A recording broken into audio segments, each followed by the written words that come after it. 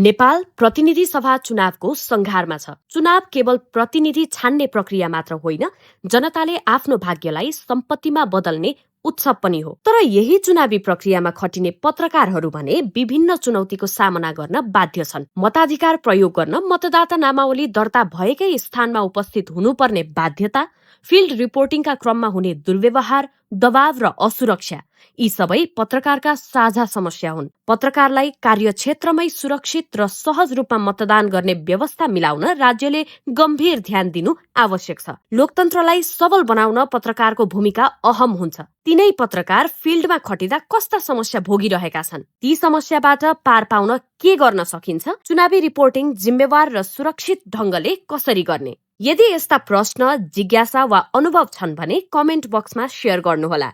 हामी त्यसको जवाफ खोज्नेछौँ। साथै पत्रकारहरूका लागि चुनावी रिपोर्टिङ सम्बन्धी कार्यशाला पनि सञ्चालन गर्नेछौँ।